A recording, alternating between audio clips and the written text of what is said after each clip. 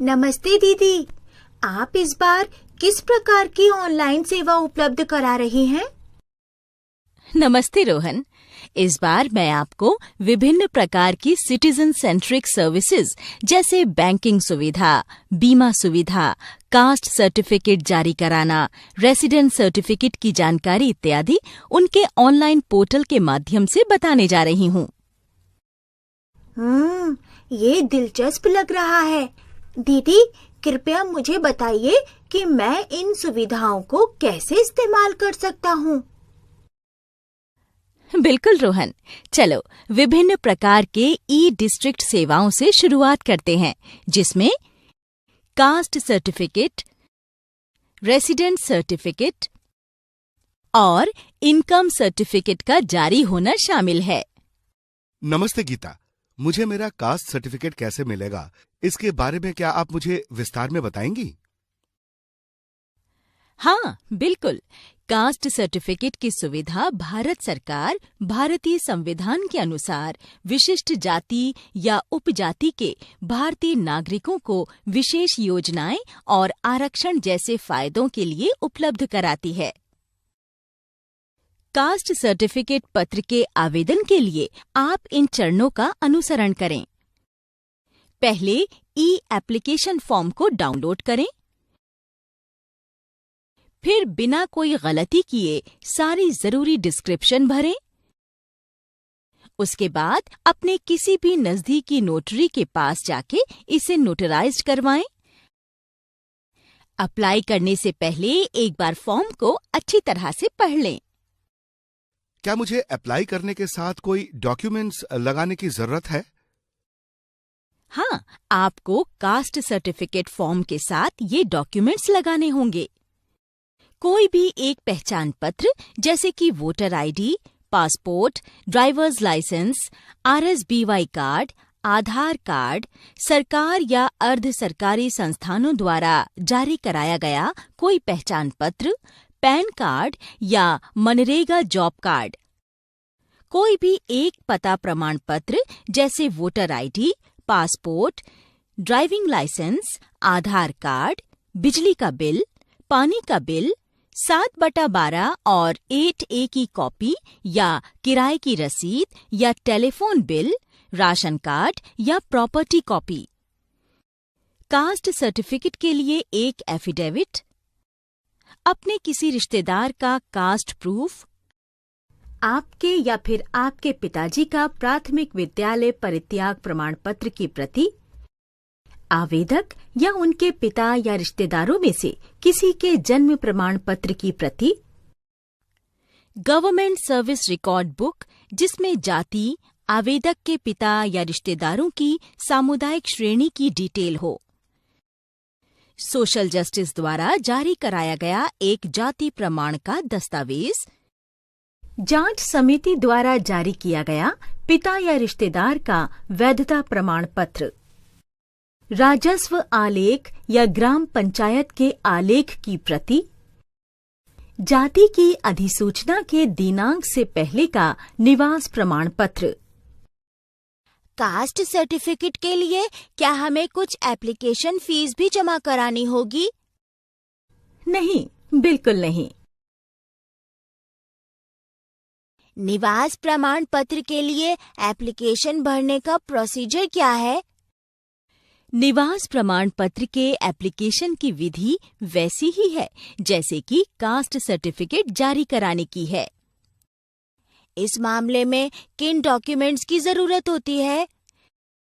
जो डॉक्यूमेंट आपको निवास प्रमाण पत्र के आवेदन के साथ लगाने की जरूरत है वो ये हैं: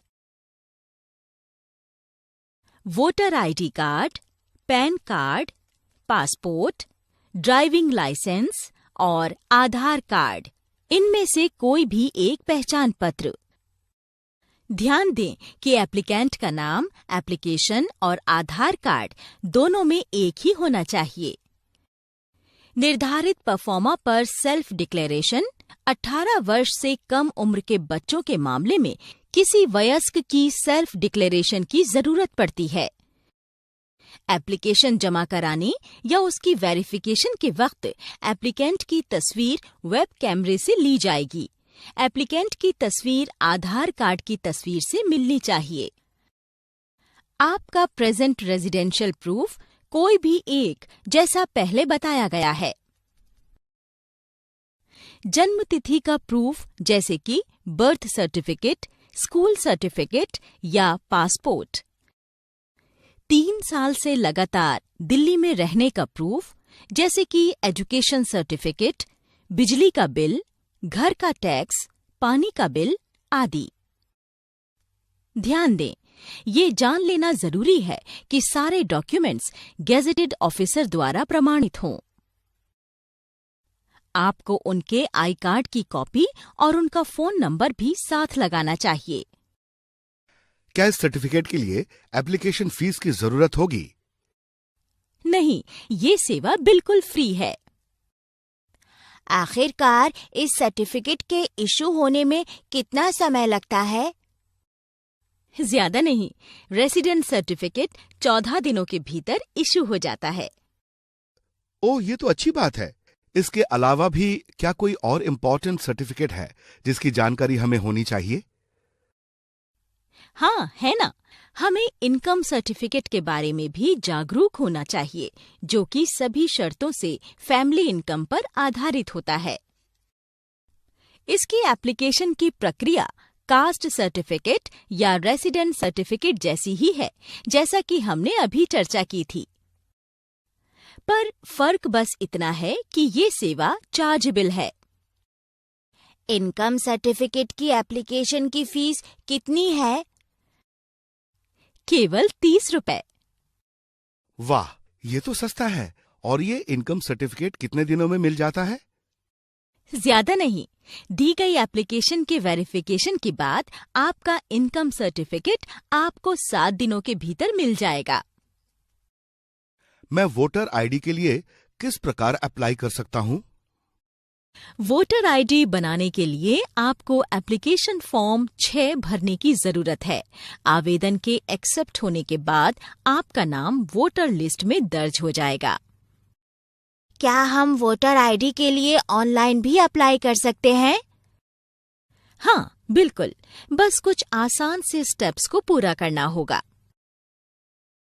स्टेप 1, भारत के चुनाव आयोग की आधिकारिक वेबसाइट पर जाएं।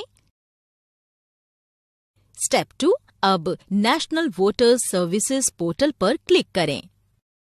स्टेप 3, फिर apply online for registration of new voter पर क्लिक करें। स्टेप 4, डिटेल्स भरें और जरूरी डॉक्यूमेंट्स अपलोड करें। स्टेप 5, फिर अंत में सबमिट पर क्लिक करें। सबमिट पर क्लिक करके आपकी रजिस्टर्ड ईमेल पर एक पर्सनल वोटर्स आईडी लिंक आएगा। उसी लिंक से आप अपने वोटर आईडी एप्लीकेशन का स्टेटस जान सकते हैं। आवेदन के बाद कितने दिनों में मुझे मेरा वोटर आईडी मिल जाएगा?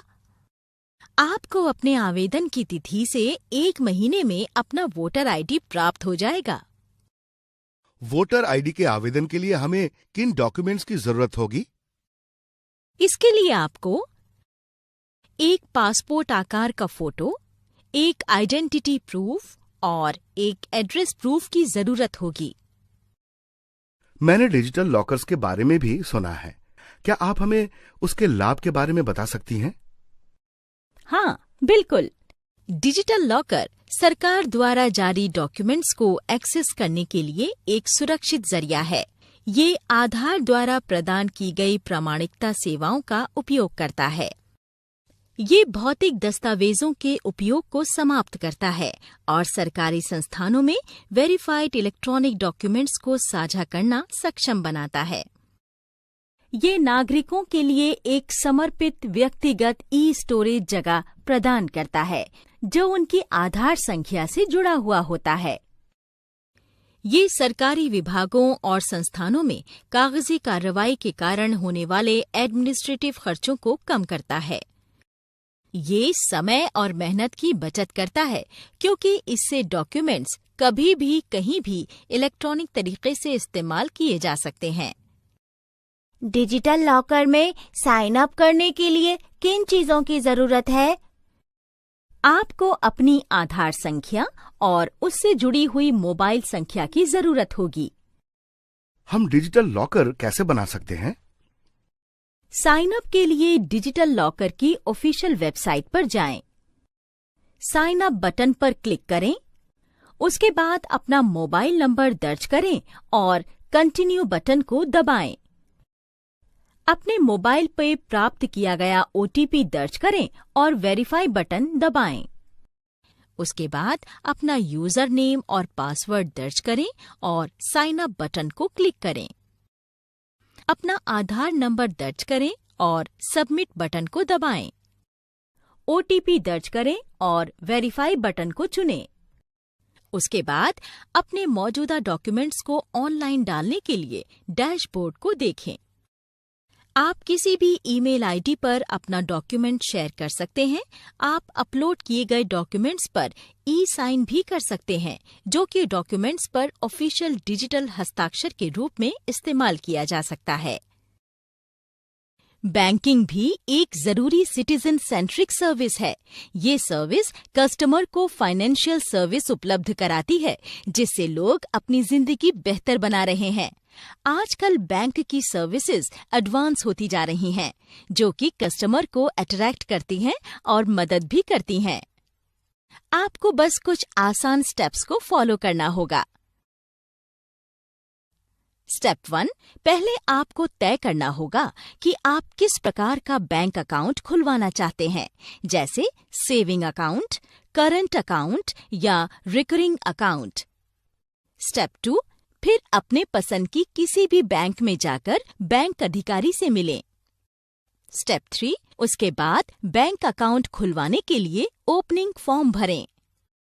स्टेप 4, अपना बैंक अकाउंट खुलवाने के लिए रेफरेंसेस दें। स्टेप 5, फिर उस फॉर्म को जरूरी डॉक्यूमेंट्स के साथ सबमिट करा दें। स्टेप 6, आपके बैंक अकाउंट खोलने का फॉर्म बैंक अधिकारी के द्वारा वेरीफाई किया जाएगा। स्टेप 7, अंत में आपको अपने नए खुले अकाउंट में इनिशियल अमाउंट जमा कराना होगा। स्टेप 8, अंत में आप अपनी चेकबुक, पासबुक, डेबिट कार्ड और इंटरनेट बैंकिंग डिटेल ले सकते हैं। क्या आप विस्तार से बता सकती हैं कि हम इंटरनेट बैंकिंग को कैसे यूज कर सकते हैं? हाँ, बिल्कुल। मान लीजिए स्टेट बैंक ऑफ इंडिया में आपका अकाउंट है। अब एसबीआई की ऑनलाइन इंटरनेट बैंकिंग शुरू करने के लिए पहले आपको एसबीआई की ब्रांच पर जाना होगा और ऑनलाइन इंटरनेट बैंकिंग सर्विस के लिए रजिस्टर कराना होगा। फिर आपको पोस्ट के माध्यम से ऑनलाइन एसबीआई को पहली बार लॉगिन करने की डिटेल्स मिल जाएंगी। उसके बाद आपको एक नया यूजर आईडी, नया लॉगिन पासवर्ड और प्रोफाइल पासवर्ड बनाना होगा। उसके बाद ऑनलाइन एसबीआई इंटरनेट बैंकिंग की वेबसाइट www.onlinesbi.com पर जाएं और लॉगिन बटन को क्लिक करें। फिर कुछ मैसेज के साथ एक नया पेज खुलेगा। आप उन मैसेजेस को ध्यान से पढ़ लें और फिर continue to login button click करें। फिर एक नया पेज खुलेगा जिस पर आपको एसबीआई द्वारा प्रोवाइड किया हुआ यूजर नेम और पासवर्ड डालना होगा। फिर लॉगिन बटन को क्लिक करें। उसके बाद आप अपने पसंद का यूजर नेम और पासवर्ड दोबारा बनाएं और उसे सेव कर दें। साथ ही आपको अपने पसंद का प्रोफाइल पासवर्ड बनाना या दर्ज कराने की जरूरत है। इस तरह आपकी online internet banking service activate हो जाएगी। आपने प्रधानमंत्री जन धन योजना यानी पीएमजेडीवाई के बारे में भी सुना होगा, जो कि फाइनेंशियल इंक्लूजन के लिए एक नेशनल मिशन है। जन धन योजना का क्या उपयोग है? जन धन योजना ये सुनिश्चित करती है कि हमें सस्ते माध्यमों से फाइनेंशियल सर्विसेज मिले, जैसे कि banking service, saving and deposit account, भेजी गई रकम, क्रेडिट, बीमा और पेंशन। किस बैंक से हमें ये सेवा मिल सकती है? इसके लिए हम किसी भी बैंक की ब्रांच या बिजनेस करेस्पॉन्डेंट या बैंक मित्र आउटलेट पर जाके जीरो बैलेंस वाला अकाउंट खुलवा सकते हैं। अगर अकाउंट होल्डर चेकबुक लेना चाहता है तो उसे मिनिमम बैलेंस क्राइटेरिया पूरा करना होगा। प्रधानमंत्री जनधन योजना के अंतर्गत अकाउंट खुलवाने के लिए किन डॉक्यूमेंट्स की जरूरत होती है? आपको बस आधार नंबर की जरूरत होगी। अगर आपका एड्रेस बदल गया हो तो प्रेजेंट एड्रेस का एक सेल्फ सर्टिफिकेशन भी काफी रहेगा। अगर आधार कार्ड ना हो तो कोई भी ऑफिशियली वैलिड डॉक्यूमेंट की जरूरत होगी, जैसे voter ID, driving licence, PAN card, passport या नरेगा कार्ड। अगर इन दस्तावेजों पर भी आपका पता है तो ये पहचान और पता दोनों सबूत का काम कर देगा। क्या इन डॉक्यूमेंट्स की जगह कोई और डॉक्यूमेंट भी लगाया जा सकता है? अगर किसी के पास इनमें से कोई भी ऑफिशियली वैलिड डॉक्यूमेंट नहीं है, लेकिन वो बैंक द्वारा लो रिस्क की कैटेगरी में है, तो वो बताए जा रहे निम्न डॉक्यूमेंट्स में से किसी भी डॉक्यूमेंट को सबमिट करके बैंक में अकाउंट खुलवा सकता है। जैसे सेंट्रल या स्टेट गवर्नमेंट डिपार्टमेंट, स्टैट्यूटरी या regulatory authorities, public sector undertakings, scheduled commercial banks और पब्लिक फाइनेंशियल अथॉरिटीज द्वारा जारी किया गया एप्लीकेंट की फोटो लगा हुआ आइडेंटिटी कार्ड, गेजेट ऑफिसर द्वारा एक लेटर जिस पर व्यक्ति की फोटो विधिवत रूप से अटेस्टेड हो। क्या आप हमें PMJDY की योजना के फायदों के बारे में बता सकती हैं? हाँ, बिल्कुल। ये योजना जमा राशि पर ब्याज उपलब्ध कराती है। 1 लाख का एक्सीडेंटल इंश्योरेंस देती है। किसी प्रकार के मिनिमम बैलेंस की जरूरत नहीं होगी। ये 30,000 रुपए का जीवन बीमा भी उपलब्ध करा रही है, जो कि लाभार्थी की मृत्यु पश्चात पात्रता को सभी शर्तों के पूर्ति के बाद मिल जाता है। भारत में कहीं भी आसान तरीकों से पैसे भेजे जा सकते हैं। 5,000 रुपए तक की ओवरड्राफ्ट सुविधा प्रति घर में केवल एक अकाउंट में उपलब्ध है। खास तौर पे ये घर की महिला को मिलती है। सरकारी योजनाओं के लाभार्थी को इन अकाउंट्स में प्रत्यक्ष ट्रांसफर के द्वारा लाभ मिल जाएगा। 6 महीनों तक अकाउंट की संतोषजनक संचालन के बाद ओवरड्राफ्ट सुविधा की परमिशन दे दी जाएगी। पेंशन और बीमा उत्पादों को पाना। PMJDY के तहत पर्सनल एक्सीडेंटल इंश्योरेंस के दावे का भुगतान तभी किया जाएगा यदि रुपए कार्ड धारक ने किसी भी बैंक ब्रांच, बैंक मित्र, ATM, POS, ई-कॉम आदि में कम से कम एक सफल फाइनेंशियल या नॉन फाइनेंशियल लेन-देन की हो। इसी तरह लोगों को बीमा सुविधा से भी अवगत होना चाहिए। जीवन बीमा पॉलिसी बीमा कंपनी के साथ एक तरह का कॉन्ट्रैक्ट है। प्रीमियम पेमेंट के बदले बीमा कंपनी बीमाकृत की मृत्यु पर व्यक्ति को लंप सम पेमेंट, जिसे डेथ बेनिफिट कहते हैं, प्रदान करती है। क्या ये सर्विस ऑनलाइन भी उपलब्ध है? हाँ, इसके ऑनलाइन पोर्टल के माध्यम से जीवन बीमा पॉलिसी खरीदी जा सकती है। क्या आप मुझे ऑनलाइन जीवन बीमा पॉलिसी को प्राप्त करने के बारे में विस्तार से बता सकती हैं? हाँ, बिल्कुल। LIC की ई-टर्म को प्राप्त करने के लिए आपको इन स्टेप्स को फॉलो करने की जरूरत है। स्टेप 1, सबसे पहले www.licindia.in पर जाएं। स्टेप 2, बाय ऑनलाइन को चुनने के बाद ई-टर्म को चुनें। फिर अपनी सुनिश्चित राशि और पॉलिसी टर्म्स चुनें। ध्यान दें, पॉलिसी टर्म वो अवधि है जिसके बाद आप कवर चाहते हैं। पॉलिसी होल्डर की दुर्भाग्यपूर्ण डेथ के बाद बीमा राशि का भुगतान नॉमिनी को किया जाएगा। फिर इस फॉर्म में कुछ बेसिक डिटेल एंटर करें, जैसे नाम, उम्र, जेंडर, क्वालिफिकेशन आदि। उसके बाद एक प्रीमियम कैलकुलेटर चुने हुए पैरामीटर के लिए प्रीमियम को कैलकुलेट करेगा। बीमा किश्त उम्र, जेंडर, टर्म्स, अश्योर्ड सम, हेल्थ, तंबाकू यूजेस पर निर्भर करेगी। 50 लाख से अधिक की सुनिश्चित राशि पर गैर तंबाकू उपभोक्ता के लिए बीमा के प्रीमियम रेट्स कम होते हैं। फिर एनुअल, मंथली, क्वार्टरली या हाफ ईयरली में से कोई भी एक प्रीमियम पेमेंट मोड चुनें। www.licindia.in पर ऑनलाइन फॉर्म भरें और ऑनलाइन ही प्रीमियम पे करें। स्टेप 8, ऑनलाइन भुगतान के बाद इलेक्ट्रॉनिक रिसीट जरूर रखें। क्या सरकार के द्वारा और कोई इंश्योरेंस स्कीम प्रोवाइड की गई है? हाँ, सरकार ने अटल पेंशन योजना प्रोवाइड कराई है, जिसके तहत वीकर सेक्शन के लोग अपने बुढ़ापे के लिए एक अमाउंट जमा करके रख सकते हैं और गारंटीड मंथली पेंशन अमाउंट प्राप्त कर सकते हैं। इस योजना के तहत ग्राहक को 60 साल की उम्र के बाद उनके योगदान राशि और अवधि के आधार पर तय पेंशन प्राप्त होगी। मैं अटल पेंशन योजना के लिए कैसे अप्लाई कर सकता हूँ? आप इस योजना के लिए बैंक वेबसाइट और थर्ड पार्टी वेबसाइट्स पर ऑनलाइन उपलब्ध एक सब्सक्राइबर फॉर्म के माध्यम से अप्लाई कर सकते हैं। जैसे कि अगर आप बैंक से अप्लाई कर रहे हैं तो इन स्टेप्स को फॉलो करें। स्टेप 1, पहले किसी भी वेबसाइट से अटल पेंशन योजना का फॉर्म डाउनलोड करें या फिर इसे बैंक से प्राप्त कर लें।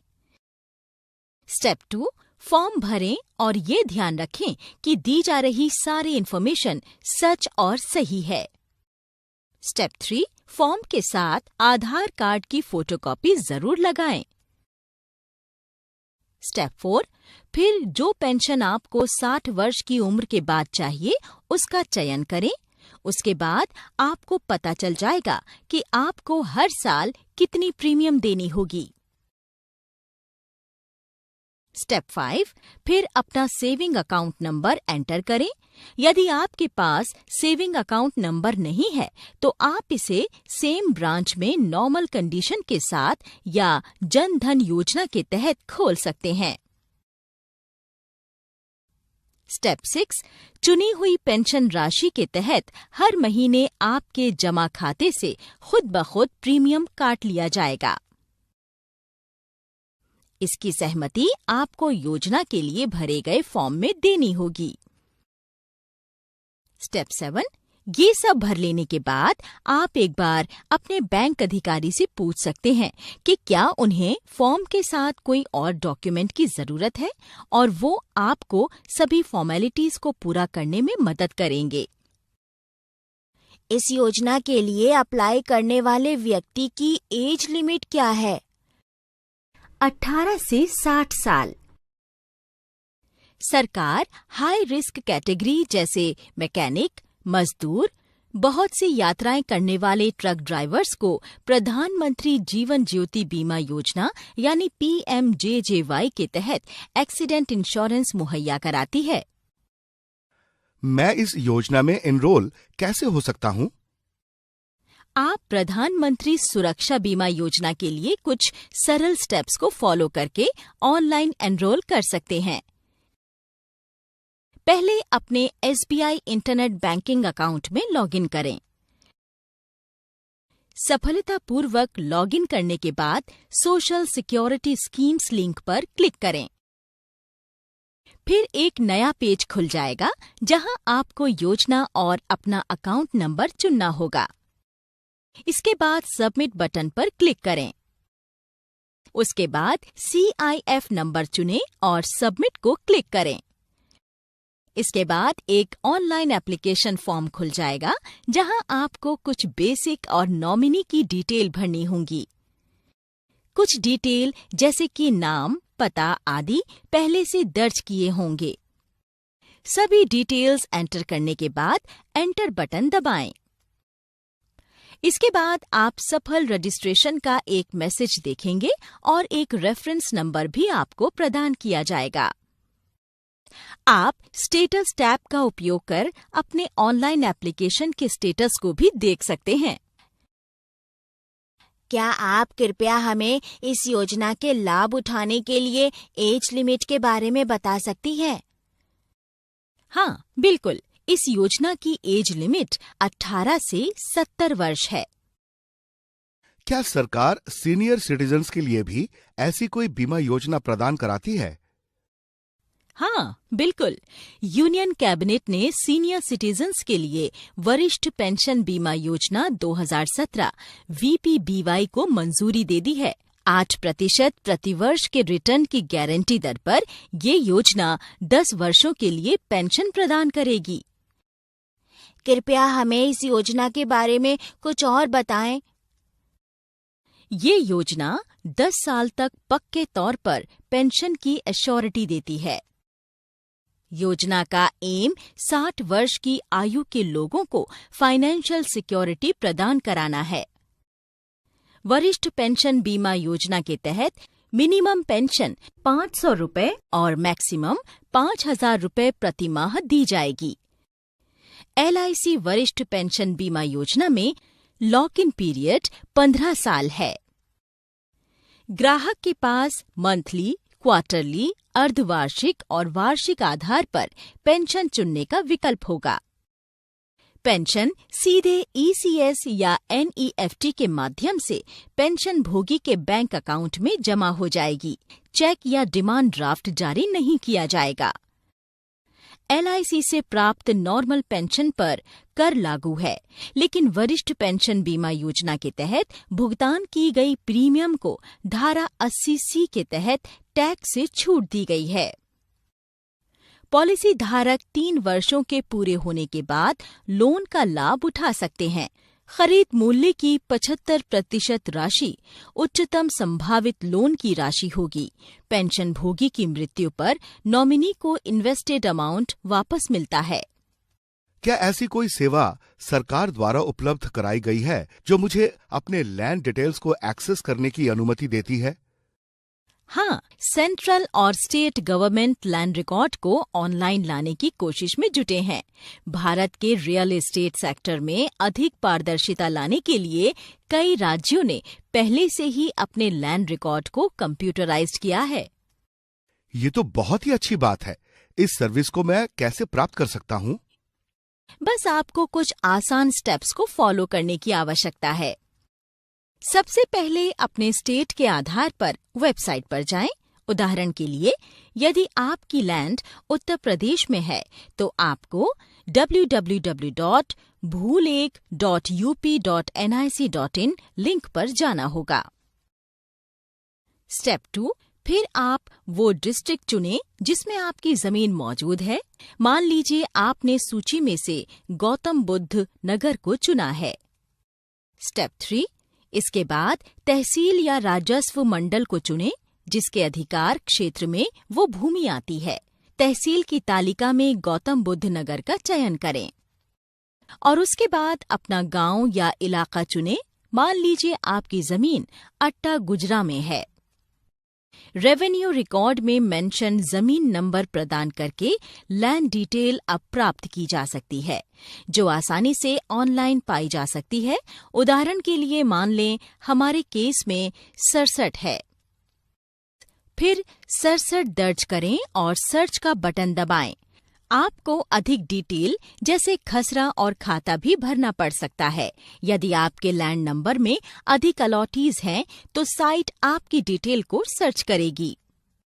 आखिर में इन नीले बॉक्स पर क्लिक करें, जिसके बाद आप डिटेल्स देख सकते हैं। साइट पूरी डिटेल डिस्प्ले करेगी। मैं स्कॉलरशिप के लिए अप्लाई करना चाहता हूँ, तो क्या आप कृपया सरकार द्वारा दी जा रही किसी ऐसी सर्विस के बारे में बता सकती हैं जो स्कॉलरशिप से जुड़े मामलों पर काम करती है? हाँ, बिल्कुल। नेशनल स्कॉलरशिप्स पोर्टल यानी NSP एकमात्र समाधान है जिसके माध्यम से स्टूडेंट्स को स्कॉलरशिप से संबंधित विभिन्न सर्विसेज प्रोवाइड की जाती हैं। ये सर्विसेज हैं स्टूडेंट एप्लीकेशन, एप्लीकेशन की रसीद, प्रसंस्करण के साथ ही स्कॉलरशिप्स की मंजूरी, स्टूडेंट्स को विभिन्न स्कॉलरशिप का वितरण। नेशनल स्कॉलरशिप्स पोर्टल को नेशनल ई-गवर्नेंस योजना के तहत एक मिशन प्रणाली परियोजना के रूप में लिया गया है। वर्तमान में NSP में 9 भाग लेने वाले मंत्रालय या विभाग और 21 पंजीकृत योजनाएं हैं। इस पहल का मकसद है simplified, mission oriented, accountable, responsive और पारदर्शी स्मार्ट सिस्टम। ये स्कॉलरशिप्स एप्लीकेशन को तेज और प्रभावी डिस्पोजल को एंश्योर करता है और बिना किसी गड़बड़ी के फंड लाभार्थी के खाते में पहुंच जाता है। इस पोर्टल का इस्तेमाल करके मैं स्कॉलरशिप के लिए किस प्रकार अप्लाई कर सकता हूँ? ये बहुत आसान है, बस आपको कुछ स्टेप्स को फॉलो करना होगा। पहले नेशनल स्कॉलरशिप्स पोर्टल http://scholarships.gov.in/new-student-regfrm पर जाएं और फिर स्टूडेंट रजिस्ट्रेशन पेज के माध्यम से अपना रजिस्ट्रेशन कराएं। सिस्टम के द्वारा दिए गए इंस्ट्रक्शंस के अनुसार एप्लीकेशन को भरें और फिर सबमिट को क्लिक करें। सेव करने के बाद आपको एक टेम्पररी आईडी मिलेगी। फिर बाद की डिटेल्स को भरने के लिए अपनी टेम्पररी आईडी और डेट ऑफ बर्थ भरें। रजिस्ट्रेशन और ऑनलाइन फॉर्म जमा कराने के बाद एक परमानेंट रजिस्ट्रेशन आईडी बन जाती है, जिसे एप्लीकेशन का स्टेटस और रिन्यूअल के लिए इस्तेमाल करते हैं। क्या मैं फॉर्म सबमिट करने के बाद भी अपनी डिटेल एडिट कर सकता हूँ? नहीं, जब तक स्कॉलरशिप एप्लीकेशन प्रक्रिया पूरी नहीं हो जाती, तब तक आप डिटेल्स में बदलाव नहीं कर सकते। मैं फ्यूचर में अपनी स्कॉलरशिप का रिन्यूअल कैसे कर सकता हूँ? स्कॉलरशिप की रिन्यूअल के लिए आपको अपने बैंक अकाउंट नंबर और डेट ऑफ बर्थ, जिसे आपने पिछले वर्ष रजिस्ट्रेशन कराया था, इन चीजों की जरूरत होगी। आप फॉरगॉट रजिस्ट्रेशन आईडी पर क्लिक करके भी अपनी आईडी दोबारा पा सकते हैं। इसी तरह ई-हॉस्पिटल सरकार द्वारा प्रदान की जाने वाली सबसे इम्पोर्टेंट सर्विस में से एक है। ये ICT सॉल्यूशन पर आधारित हॉस्पिटल मैनेजमेंट सिस्टम है, जो स्पेशली गवर्नमेंट सेक्टर के हॉस्पिटल के लिए है। क्या आप ऐसे कुछ हॉस्पिटल के नाम बता सकते हैं जो इस सिस्टम के तहत सर्विसेज प्रोवाइड करा रहे हैं? पोर्टल पर हॉस्पिटल्स की लिस्ट है, जिसके माध्यम से पेशेंट ऑनलाइन अपॉइंटमेंट बुक कर सकते हैं। मरीज के रजिस्ट्रेशन के लिए ऑनलाइन रजिस्ट्रेशन सिस्टम यानी ORS डेवलप की गई है। ये एक ऑनलाइन पोर्टल है जहां आधार धारक नागरिक भारत के विभिन्न स्टेट्स और केंद्र शासित राज्य में भी हॉस्पिटल्स में नियुक्ति के लिए नामांकन कर सकते हैं। ई-हॉस्पिटल द्वारा और कौन सी अन्य सर्विसेज प्रदान की जाती हैं? इस सर्विस के माध्यम से किसी भी गवर्नमेंट हॉस्पिटल में OPD में अपॉइंटमेंट, लैब की रिपोर्ट और ब्लड अवेलेबिलिटी की जानकारी ऑनलाइन हो गई है और ये आसान भी है। क्या मैं इसके द्वारा अपनी पत्नी के लिए भी अपॉइंटमेंट ले सकता हूँ? हाँ, बिल्कुल। इसके लिए कुछ स्टेप्स को फॉलो करने की जरूरत है। स्टेप 1, सबसे पहले http://ors.gov.in/COPP-appointment.jsp पोर्टल पर जाएं। फिर पेशेंट का आधार नंबर दर्ज करें। अगर पेशेंट का मोबाइल नंबर UIDAI के साथ रजिस्टर होता है, तो UIDAI से SMS द्वारा वन टाइम पासवर्ड यानी OTP भेजा जाएगा। OTP अपॉइंटमेंट के लिए आधार धारक को UIDAI में अपने KYC डेटा को हॉस्पिटल के साथ शेयर करने के लिए अनुमति देनी होगी। अगर उसका मोबाइल नंबर UIDAI के साथ रजिस्टर्ड नहीं है तो मुझे क्या करना चाहिए? ऐसे मामलों में आधार के अनुसार पेशेंट का नाम दिया जाना चाहिए और UIDAI के साथ डेमोग्राफिक ऑथेंटिकेशन करने के बाद पेशेंट को मोबाइल नंबर और अन्य विवरण जैसे एड्रेस, एज आदि देने का अनुरोध करना चाहिए। यदि उपयोगकर्ता के पास आधार नंबर नहीं है तो वो ऑनलाइन अपॉइंटमेंट कैसे दर्ज कर सकता है? ऐसे केसेस में यूजर को पेशेंट की आइडेंटिटी प्रदान कराने के बाद हॉस्पिटल से OPD कार्ड प्राप्त करना होता है। उसके बाद यूजर को OPD अपॉइंटमेंट की डिटेल देने वाले SMS के जरिए एक कंफर्मेशन भेजा जाता है। आधार नंबर से खुद की वेरिफिकेशन करने के बाद गवर्नमेंट हॉस्पिटल में डिपार्टमेंट्स को चुने जहां रोग की जांच के लिए जाना हो। फिर अपॉइंटमेंट की डेट को सिलेक्ट करें और एक SMS के माध्यम से कंफर्मेशन प्राप्त करें। अंत में ली गई डेट या समय पर हॉस्पिटल जाएं। आधार हर किसी के लिए इंडियन गवर्नमेंट की तरफ से यूनिक आइडेंटिफिकेशन अथॉरिटी द्वारा जारी की गई 12 अंकों वाली अद्वितीय पहचान संख्या है। मैं आधार के लिए कैसे एनरोल कर सकता हूँ? आधार कार्ड में खुद को एनरोल करने के लिए कुछ चरणों का पालन करने की आवश्यकता है। स्टेप 1, सबसे पहले एनरोलमेंट का फॉर्म भरें। फॉर्म को भरने में अगर आपको कठिनाई हो रही है तो आप एनरोलमेंट ऑपरेटर की मदद ले सकते हैं। ऑपरेटर लोकल सपोर्ट जैसे गांव के अधिकारों, field inspector, introducer, non government organisations, NGOs, civil society outreach, CSOs आदि से सहायता लेने में आपको गाइड कर सकता है। क्या हमें अपने साथ कोई डॉक्यूमेंट लेकर जाना होगा? हाँ, आपको ओरिजिनल डॉक्यूमेंट और पहचान पत्र यानी प्रूफ ऑफ आइडेंटिटी POI, निवास प्रमाण, प्रूफ ऑफ एड्रेस POA, जन्मतिथि डेट ऑफ बर्थ DOB और रिश्ते का प्रमाण proof of relationship POR in documents की एक फोटोकॉपी वेरिफिकेशन के लिए ले जानी होगी। यदि आप इनमें से किसी की भी फोटोकॉपी नहीं ले जा रहे हैं तो एनरोलमेंट सेंटर आपको फोटोकॉपी मुहैया कराएगा। स्टेप 2, इसके बाद verifier POI, POA, DOB, POR की जांच डॉक्यूमेंट से करेगा। फिर वेरीफायर वैलिडेट किए गए डॉक्यूमेंट्स की फोटोकॉपी पर साइन और मोहर लगाएगा। इसके बाद एनरोलमेंट ऑपरेटर एनरोलमेंट फॉर्म से एनरोलमेंट सॉफ्टवेयर में वेरीफाइड डेमोग्राफिक रेसिडेंट डेटा डालता है। यदि आपका डेटा रजिस्ट्रार्स आइडेंटिफायर के द्वारा सुधारा जा चुका है तब एनरोलमेंट ऑपरेटर रेसिडेंट्स डेमोग्राफिक जानकारी को जांच करके ठीक करता है या फिर उसे पूरा भरता है। इसके बाद एनरोलमेंट ऑपरेटर वेलफेयर सर्विसेज के वितरण में लगे संगठनों के साथ आपकी जानकारी साझा करने के लिए आपकी सहमति मांगेंगे। तदनुसार ऑपरेटर यस, नो के रूप में आपका रेस्पॉन्स जानने के लिए एनरोलमेंट सॉफ्टवेयर में एक उपयुक्त विकल्प को चुनेगा। एनरोलमेंट ऑपरेटर को ये जांचना होगा कि RGI यानी जनगणना या सेंसस अधिकारियों ने आबादी या जनगणना सर्वेक्षण के लिए आपके घर का दौरा किया है और NPR रसीद नंबर यानी TIN को सौंपा है। फिर वो एनरोलमेंट सॉफ्टवेयर में NPR नंबर डालता है। क्या 5 वर्ष से कम उम्र के बच्चे इसमें एनरोल्ड हो सकते हैं?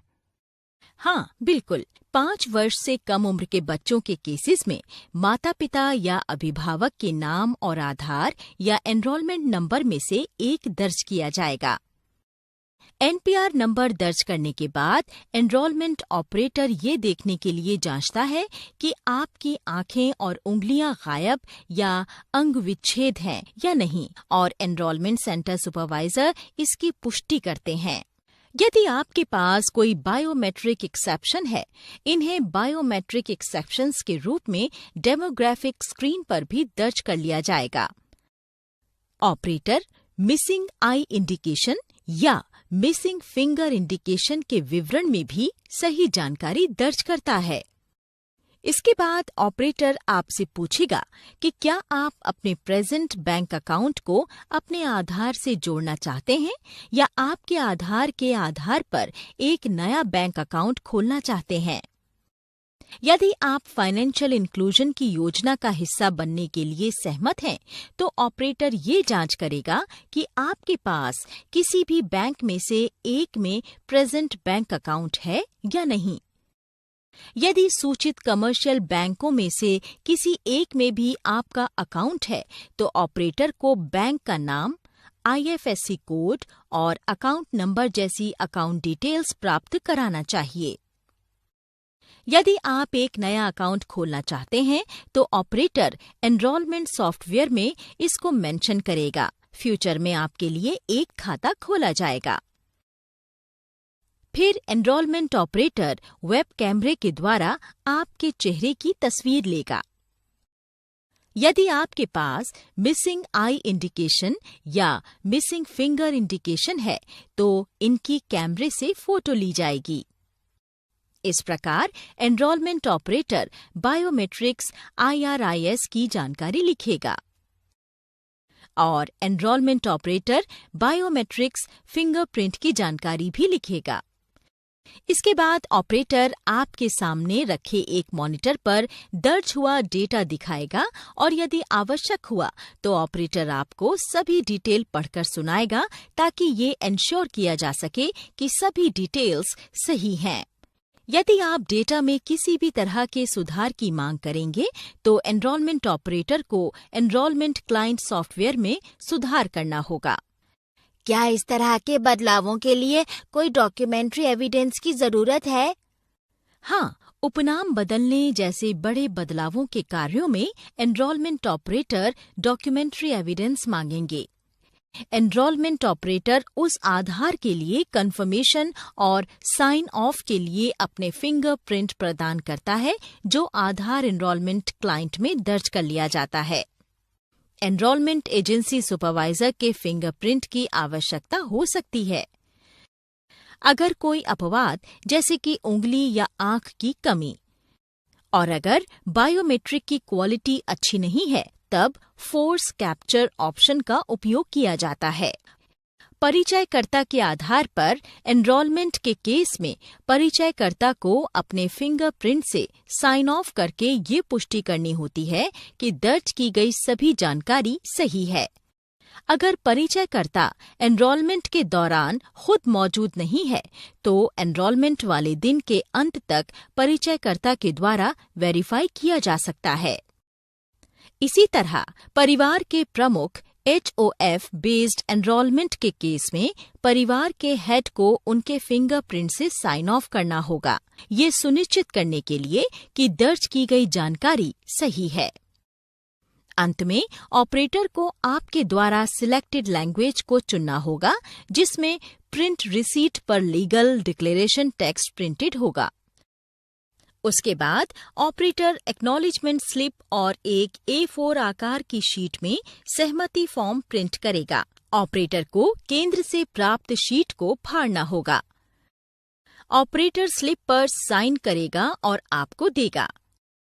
उसके बाद आपको सहमति फॉर्म पर साइन करना होगा और इसे ऑपरेटर को वापस करना होगा। यदि निवासी 5 वर्ष से कम का बच्चा है, तो बच्चे के माता पिता या अभिभावक जिनकी एनरोलमेंट ID सॉफ्टवेयर में दर्ज की गई थी, सहमति फॉर्म पर साइन करेंगे। POA, POI और DOB प्रमाणों के साथ सहमति फॉर्म को फिर रजिस्ट्रार द्वारा निर्धारित प्रोसीजर के अनुसार जमा किया जाता है। ये अच्छा है, लेकिन अगर आवश्यक हो तो आधार नंबर प्राप्त करने के बाद डेटा में कोई भी परिवर्तन किया जा सकता है? जरूर। यदि निवासियों को किसी भी डेमोग्राफिक या बायोमेट्रिक डेटा को अपडेट करने की जरूरत है, वो अपडेट एनरोलमेंट प्रोसीजर का अनुसरण कर सकते हैं। ये प्रोसीजर नई एनरोलमेंट के समान है। मैं इस प्रोसीजर को एक्सप्लेन करती हूँ। ये procedure capturing resident demographic data से शुरू होती है। ऐसा करने के लिए आपको मेन्यू बटन पर क्लिक करना होगा, फिर लाइफ साइकिल चेंजेस पर क्लिक करना होगा और फिर आपको अपडेट रेसिडेंट इंफॉर्मेशन विकल्प चुनना होगा। यहाँ पहला स्टेप है कि आधार नंबर और निवासी के नाम को भरना है। ये याद रखना चाहिए कि अपडेट एनरोलमेंट शुरू करने के लिए आधार नंबर और निवासी का नाम आवश्यक है। एनपीआर भी एक जरूरी फील्ड है, लेकिन अगर ये उपलब्ध नहीं है तो आप नॉट गिवन चेकबॉक्स को सिलेक्ट कर सकते हैं। यदि निवासी एक नवजात है तो कृपया चेकबॉक्स में the resident is less than 5 years old को चुनें। यदि निवासी को अपने बायोमेट्रिक डेटा अपडेट करने की आवश्यकता है तो प्लीज अपडेट बायोमेट्रिक डिटेल्स के चेकबॉक्स को चुनें। अगले स्टेप में नाम में सुधार कर सकते हैं। नाम एक जरूरी फील्ड है जिसमें भले ही सुधार की जरूरत नहीं हो, फिर भी इसे भरा जाता है। नाम में सुधार करने के लिए ऑपरेटर को न्यू नेम टेक्स्ट बॉक्स के पास दिखाई देने वाले एडिट आइकन पर क्लिक करना होगा। ये एक नया नाम का बॉक्स बना देगा। नाम में किसी भी प्रकार के सुधार के लिए किसी भी वैलिड डॉक्यूमेंट जैसे कि आइडेंटिटी प्रूफ यानी वेरिफिकेशन के लिए पीओआई के साथ नाम का मिलान होना आवश्यक है। अगला कदम निजी जानकारी में सुधार करना है। इस सेक्शन में जेंडर और एज या डीओबी में सुधार शामिल है। एडिट आइकन पर क्लिक करके इसे ठीक किया जा सकता है, जो उसके संबंधित फील्ड्स को इनेबल कराता है। अगले स्टेप में संपर्क की जानकारी में सुधार शामिल है। मौजूदा कॉन्टैक्ट डिटेल को कॉन्टैक्ट सेक्शन के हेडर बार की दाईं ओर उपलब्ध एडिट आइकन पर क्लिक करके ठीक किया जा सकता है।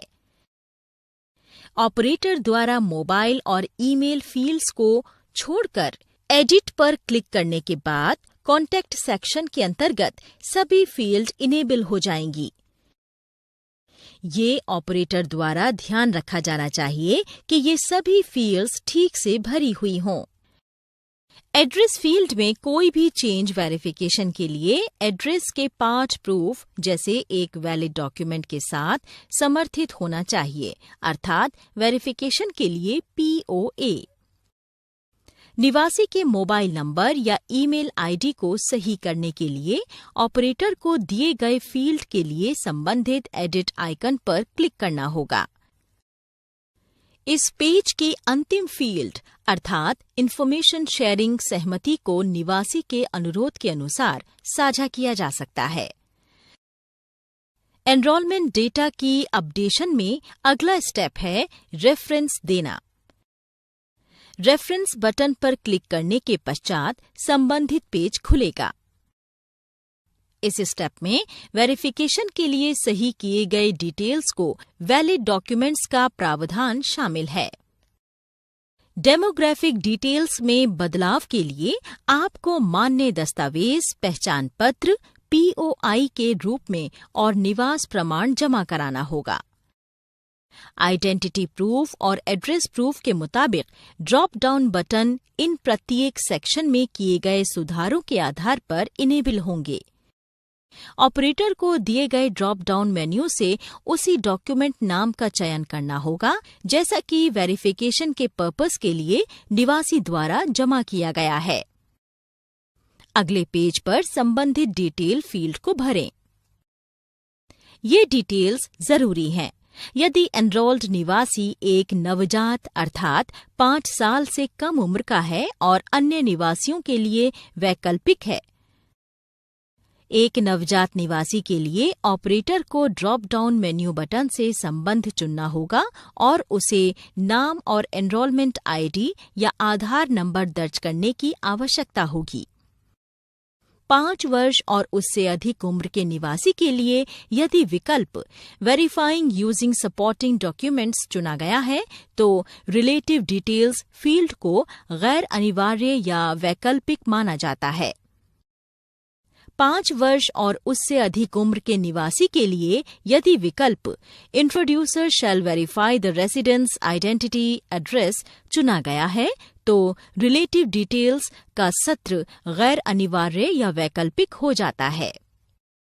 5 वर्ष और उससे अधिक उम्र के निवासी के लिए यदि head of family shall verify the residence identity address का ऑप्शन चुना गया है तो रिलेटिव डिटेल्स क्षेत्र अनिवार्य हो जाता है। एनरोलमेंट डेटा के अपडेशन का अंतिम स्टेप रसीद की छपाई है। एनरोलमेंट फॉर्म में चेंज्ड डेटा साझे जाने के बाद ये दी गई डिटेल के साथ एक सफल विंडो डिस्प्ले करेगा। सक्सेस मैसेज इससे पता चलता है कि एनरोलमेंट डेटा में अपडेशन सफलतापूर्वक पूरा हो गया है। एनरोलमेंट आईडी एनरोलमेंट पूरा होने के बाद जो आईडी जनरेट होती है उसे एनरोलमेंट आईडी कहते हैं। वही रसीद पर भी प्रिंटेड होती है। डिक्लेरेशन स्टेटमेंट के प्रिंट को लोकल लैंग्वेज में लेने के लिए एक चेक बॉक्स भी है। रसीद में लोकल लैंग्वेज में डिक्लेरेशन स्टेटमेंट को प्रिंट करने के लिए इस बॉक्स को चुनना होगा। इस विंडो के नीचे 3 बटन डिस्प्ले होते हैं। इनका उपयोग एनरोलमेंट रसीद की छपाई के लिए, डॉक्यूमेंट्स को अटैच करने के लिए और अगले नामांकन में जाने के लिए किया जाता है।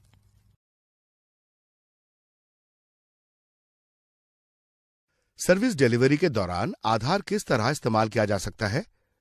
आधार सीडिंग एक ऐसी प्रक्रिया है जिसके द्वारा निवासियों का यूआईडी सही रूप से सेवा प्रदाता के सेवा वितरण या डिलीवरी डेटाबेस में आधार के द्वारा प्रमाणीकरण को जारी करने के लिए जोड़ा जाता है। मेरा आधार किस तरह एसबीआई बैंक खाते से जोड़ा जा सकता है? इसके लिए आपको SBI internet banking portal www.onlinesbi.com पर जाना होगा। उसके बाद माई अकाउंट्स के नीचे लिंक योर आधार नंबर पर जाएं। उसके बाद अकाउंट नंबर चुनें, आधार नंबर दर्ज कीजिए और सबमिट को क्लिक कीजिए। फिर मानचित्रण यानी मैपिंग की स्थिति की सलाह ग्राहक को उसके पंजीकृत मोबाइल नंबर पर दी जाएगी। आप अपने एटीएम चैनल के किसी भी एटीएम का प्रयोग करके अपने बैंक खाते के साथ अपने आधार को जोड़ सकते हैं। इसके लिए पहले अपना एटीएम कार्ड स्वाइप करें और अपना पिन एंटर करें। फिर मेन्यू सर्विस रजिस्ट्रेशंस को चुनें। उसके बाद आधार रजिस्ट्रेशन या पंजीकरण चुनें। उसके बाद खाते का प्रकार और अपनी आधार संख्या दर्ज करें। क्या हम अपना आधार मोबाइल फोन से भी लिंक कर सकते हैं? हाँ, बिल्कुल। अपने रजिस्टर्ड मोबाइल नंबर से 567676 पर इस तरह एसएमएस करें, यूआईडी स्पेस आधार नंबर स्पेस अकाउंट नंबर। अगर आपका मोबाइल नंबर रजिस्टर्ड नहीं है या अगर आपका आधार आपके खाते से पहले से ही जुड़ा हुआ है तो आपको एसएमएस से जवाब आ जाएगा। अगर आपका मोबाइल नंबर बैंक के साथ रजिस्टर्ड है तो आपकी रिक्वेस्ट की कंफर्मेशन एसएमएस द्वारा मिल जाएगी। फिर आपका आधार नंबर यूआईडीएआई के साथ बैंक द्वारा जांचा जाएगा। अगर ये जांच असफल रही तो उपभोक्ता को एक एसएमएस भेजा जाएगा कि वो एसबीआई शाखा से अपने आधार नंबर या ई-आधार के साथ संपर्क करें। हम आधार को बैंक ब्रांच के साथ कैसे लिंक कर सकते हैं? किसी भी एसबीआई ब्रांच में आधार नंबर या ई-आधार की कॉपी लेके जाएं। शाखा में आधार पत्र की ज़ेरॉक्स प्रति के साथ अनुरोध पत्र जमा कराना होगा। जरूरी जांच के बाद शाखा द्वारा लिंक किया जाता है। आपके रजिस्टर्ड मोबाइल नंबर पर इस प्रक्रिया की जानकारी एसएमएस द्वारा दी जाती है।